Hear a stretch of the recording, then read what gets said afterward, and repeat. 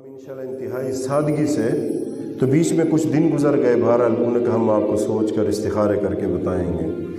استخارے کیا ہونے تھے، جب آخری بار پھر ان کا فون آیا تو پھر جب میں نے ان سے رابطہ کیا، ایک چھوٹی سی مثال بتا رہا ہوں، دونوں متوسط گھرانے کہ ہم نے کیا بیڑا غرق کیا اس چیز کا، تو ان کی طرف سے انہوں نے کہا کچھ ہم نے اصول سوچے ہیں، شرائط ہیں، تو یہ لازمی ہے۔ تو واٹس ایپ پہ مجھے وہ پرچی اس کی تصویر بھیجی، جب میں نے پڑھی تو پڑھتے ہی مجھے تو تھوڑے سے پہلے چکر آئے، حیران ہوا، پریشان ہوا، ایک جگہ دم بخود بیٹھ گیا۔ اس میں یہ بڑے زبردست طریقے سے لکھا ہوا تھا کہ ہم اس کے عوض کوئی پیسے نہیں لینا چاہتے اور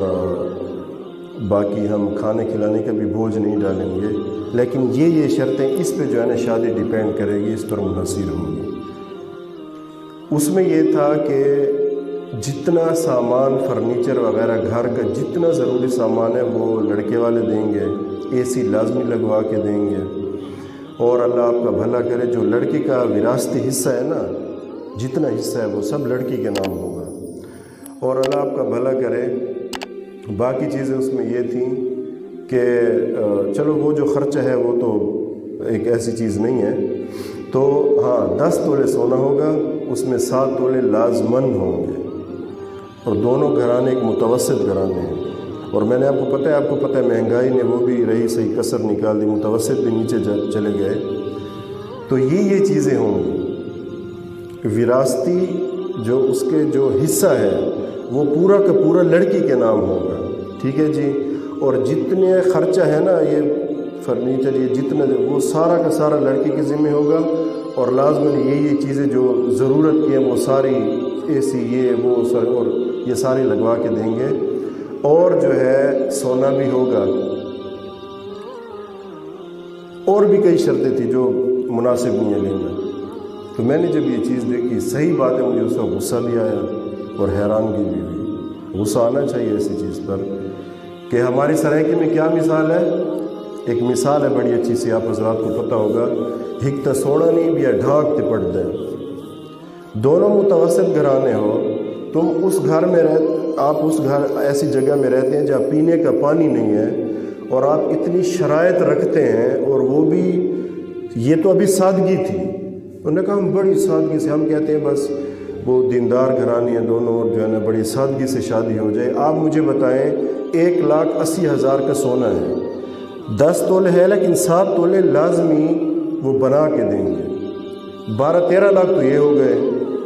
اب جو لڑکے والے ہیں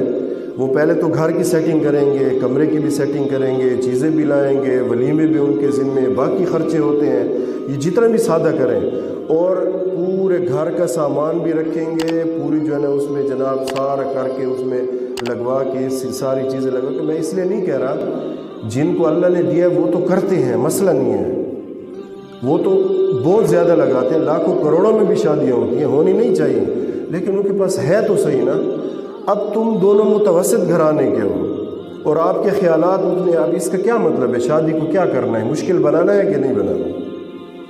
اب وہ لازمی بنائیں گے، اور اس کا اچھا ہمارے ہاں تو یہ ہوتا ہے نا کہ بھئی گھر کے 1-2 مرلے،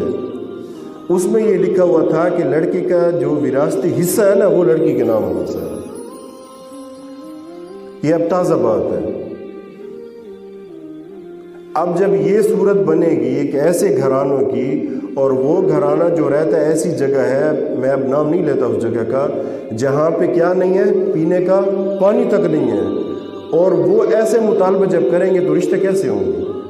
اچھا بالفرض کہیں ہو بھی گیا، ان کے مطالبے مان لیے گئے، سارا اس سے ڈبل دے دیا گیا، مجھے بتائیں یہ متوسط اور غریب کہاں جائیں گے، ان کی شادی کیسے ہوگی؟ اس لیے موجودہ دور میں اگر کوئی غریب یا متوسط ہے، اس کی شادی کوئی مشکل ترین کر دی گئی ہے۔ یار اگر یہ سونے کی شرط ختم ہو گئی، یہ وراثتی چیزیں میں کہتا ہوں سیفٹی کے لیے رکھنی چاہیے، کوئی ایسے ہوتے ہیں جو غلط فائدہ لیتے ہیں،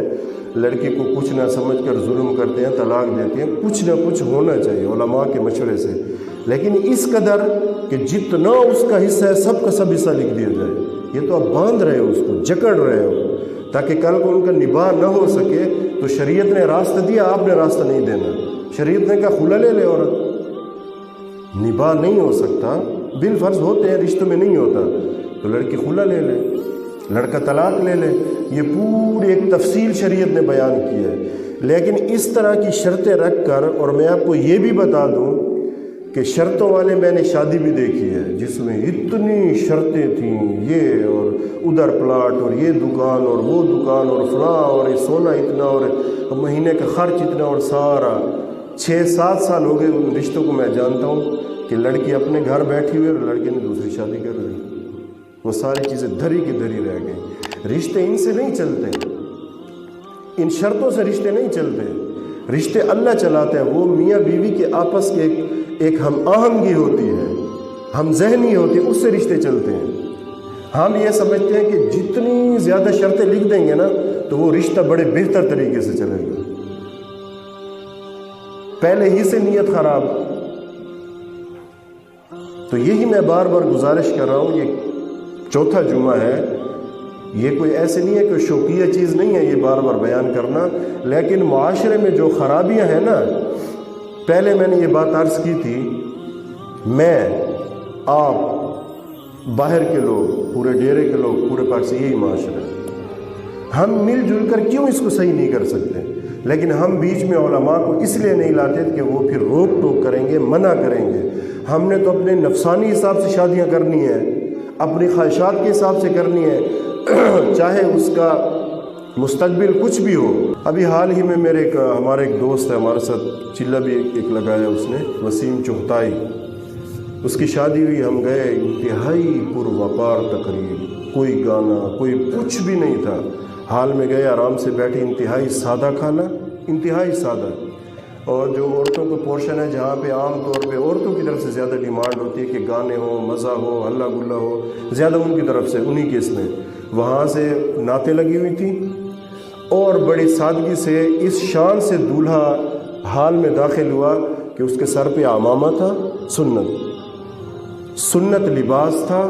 اور انتہائی مجھے اس وقت اتنا مزہ آیا، اتنی خوشی ہوئی، میں نے کہا بڑے عرصے کے بعد میں نے ایسا نکاح دیکھا اور ایسی مبارک شادی دیکھی۔ ان اعظم النکاح برکتاً ایسرہ مؤنہ،